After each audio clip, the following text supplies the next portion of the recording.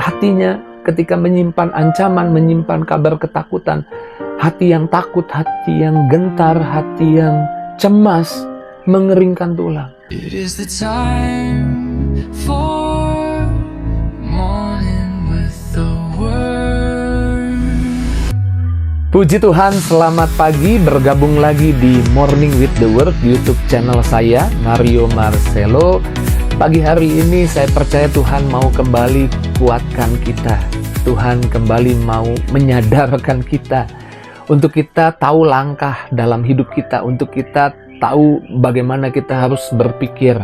Karena kebenaran firman Tuhan itu memerdekakan kita. Dan di pagi ini, sebelum kita pergi, sebelum kita melangkah, kita mau dengar firman Tuhan. Dan lewat firman Tuhan di pagi hari ini, saya percaya setiap kita pasti menerima sesuatu yang baik dari Tuhan. Pagi ini Tuhan menaruh di hati saya bahwa hati yang gembira adalah obat yang manjur. Banyak orang cari kesembuhan itu dari luar, dari obat, liburan, hiburan, bahkan ada yang pelarian. Tapi kita sering lupa, Alkitab mengajar bahwa sumber kesehatan kita, sumber kesembuhan kita itu dari dalam, yaitu hati. Kita sering lupa, hati adalah tempat di mana mengalirnya kesembuhan. Alkitab tidak berkata tubuh yang kuat. Alkitab bahkan tidak berkata situasi yang baik adalah obat. Alkitab tidak berkata bahwa keadaan yang sudah dipulihkan adalah obat. Tapi Alkitab berkata hati yang gembira adalah obat yang manjur. Yuk kita baca dulu ayatnya. Amsal 17 ayat 22. Hati yang gembira adalah obat yang manjur, tetapi semangat yang patah mengeringkan tulang. Obat bukan obat biasa hati yang gembira itu. Alkitab bilang obat yang manjur. Alkitab menyebutnya obat yang manjur. Ini bukan obat biasa-biasa. Ini obat yang paten. Ini obat yang dicari-cari oleh orang. Itu obat yang manjur. Kalau kita sakit, kalau kita takut, cemas, kita ingin dapat obatnya. Dan obat yang manjur adalah hati yang gembira. Hati yang gembira saya tulis memulihkan kekuatan, mengaktifkan harapan, membuka pintu iman. Hati yang gembira. Mungkin kita ada di momen, di situasi yang menakutkan, tapi pilihlah hatimu untuk bergembira dalam Tuhan.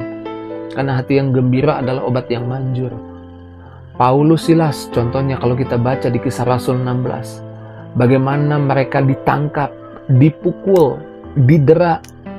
Setelah itu dibelenggu, dipenjara.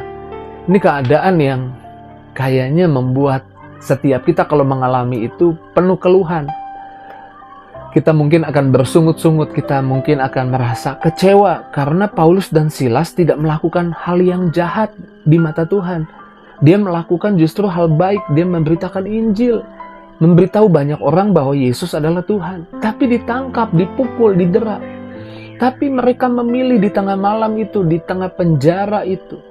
Kalau kita baca Kisah Rasul 16 ayat 25, tetapi kira-kira tengah malam, Paulus dan Silas berdoa dan menyanyikan pujian kepada Allah. Dan orang-orang hukuman lain mendengarkan mereka. Mereka memilih menjaga hatinya untuk tetap bergembira. Gimana caranya? Berdoa. Setelah berdoa, menyanyi. Karena waktu berdoa biasanya plong. Hatinya plong, lega. Setelah itu menyanyi. Artinya bersuka cita. Hatinya gembira. Memuji Tuhan, Tuhan baik, Tuhan dahsyat, Tuhan luar biasa. Apa yang terjadi? Ayat 26 dikatakan, tetapi kira-kira tengah malam Paulus dan Silas berdoa, tadi ayat 25, ayat 26, akan tetapi terjadilah gempa bumi yang hebat, sehingga sendi-sendi penjara itu goyah. Dan seketika itu juga terbukalah semua pintu, dan terlepaslah belenggu mereka semua. Bahkan untuk orang yang hatinya gembira, ikatan tidak bisa menahan. Belenggu gak bisa menahan. Belenggunya terlepas. Penjara gak bisa menahan. Ada kelepasan, ada kelegaan, ada kesembuhan, ada pemulihan, ada berkat buat orang-orang yang hatinya bergembira. Dan saya tambahkan bergembira di dalam Tuhan. Bersukacita karena Tuhan baik. hatinya gembira, nggak khawatir, nggak cemas. Tapi kebalikannya untuk orang yang semangatnya patah. Karena tadi Alkitab bilang hati yang gembira obat yang manjur. Dan kalimat berikutnya, tetapi semangat yang patah mengeringkan tulang. Semangat yang patah seringkali datang ketika kita salah menaruh perkataan, salah menaruh janji di hati kita. Ingat kisah di mana Elia mengalahkan 450 Nabi Baal. Oh, ini peperangan yang hebat ya, seorang diri mengalahkan 450 Nabi Baal. Ini peperangan yang luar biasa. Ini prestasi yang dahsyat buat Elia. Tapi Elia di hari berikutnya, dia menaruh telinganya untuk mendengar ancaman dari Izebel. Dan kalau kita baca di dalam 1 Raja-Raja 19 ayat 3 dikatakan, maka Elia mendengar perkataan Izebel itu menjadi takut. Hatinya menyimpan yang disimpan bukan kegembiraan, yang disimpan ancaman. Kadang kita tanpa sadar kita menaruh ancaman di hati kita. Gimana caranya Pak Pendeta? Ya dengar kabar buruk dari berita, lalu kita simpan di hati kita. Waduh, keadaan akan buruk. Aduh, ekonomi gak jelas nih. Aduh, virus tambah banyak. Dan itu ditaruh di hati kita. Sama seperti Elia, menaruh perkataan musuh, ancaman musuh di hatinya. Apa yang terjadi? Di ayat 4, tetapi ia sendiri masuk ke padang gurun sehari perjalanan jauhnya. Dia lari, lalu duduk di bawah pohon ara, kemudian ia ingin mati. Semangatnya hancur. Dari orang yang mengalami kemenangan, putar balik jadi orang yang semangatnya hancur, gak punya semangat. Ingin mati, katanya, cukuplah itu sekarang, ya Tuhan, ambil nyawaku, sebab aku tidak lebih baik daripada nenek moyangku. Lihat, dia hatinya ketika menyimpan ancaman, menyimpan kabar ketakutan, hati yang takut, hati yang gentar, hati yang cemas, mengeringkan tulang. Dan kita tahu dia kelelahan, akhirnya ketiduran. Dan nanti baca lebih detailnya 1 Raja-Raja 19. Di ayat 5 Tuhan mengutus malaikat membangunkan dia. Lalu kemudian apa yang Tuhan lakukan? Memberi dia roti, kemudian juga air di kendi. Di perjanjian baru Yesus berkata, Yesus roti firman Tuhan. Seringkali digambarkan firman Tuhan. Air juga seringkali digambarkan firman Tuhan. Tuhan menaruh firman-Nya supaya sekarang di tubuhnya bukan ada, di hatinya bukan ada ancaman. Di hatinya ada firman, ada janji Tuhan. Karena ancaman menimbulkan semangat yang patah. Tapi janji Tuhan, firman Tuhan menimbulkan bahagia, hati yang gembira. Adalah obat yang manjur.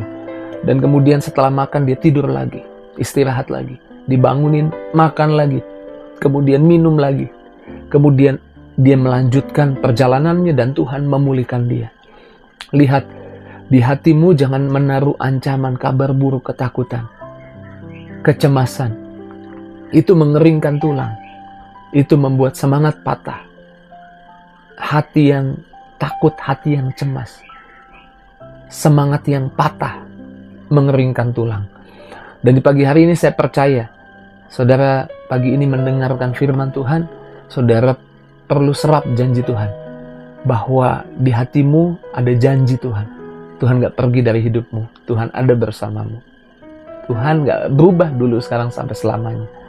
Dia tetap Tuhan yang setia. Tuhan yang buat mujizat. Tuhan yang bisa buka jalan. Tuhan yang bisa memberkati kita. Tuhan yang setia memelihara kita. Taruh itu di hatimu, sehingga keadaan seperti apapun hatimu gembira. Dan ketika hati yang gembira, sakitmu pasti sembuh. Sakit di keuanganmu juga pasti disembuhkan. Sakit di perjalanan bisnismu juga pasti disembuhkan. Karena hati yang gembira adalah obat yang manjur. Puji Tuhan, pagi ini luar biasa Tuhan tuntun kita. Untuk kita jaga hati kita. Untuk kita hati-hati menaruh perkataan apa di hati kita karena menyebabkan kegembiraan atau semangat yang patah.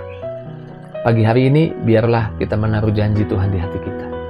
Apapun keadaan kita, masalah kita, tetap kuat, tetap pegang janji Tuhan, tetap bersemangat, dan siap-siap lihat pemulihan dan berkat dari Tuhan. Mari kita bersyukur pagi ini buat firman Tuhan, kita doa. Terima kasih Tuhan, pagi ini kami kembali diingatkan betapa Kami harus jaga hati kami, menaruh janji-Mu saja di hati kami.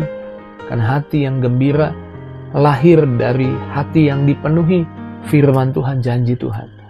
Tapi semangat yang patah adalah berawal dari hati yang diisi oleh ketakutan, kecemasan, kekhawatiran. Dan pagi ini kami bersyukur buat firman-Mu Tuhan, pasti menjamah melawat setiap kami. Setiap pribadi yang menyaksikan Morning with the Word, kalau ada kesesakan Tuhan beri kelegaan. Yang susah Tuhan hibur. Yang dalam masalah Tuhan buka jalan.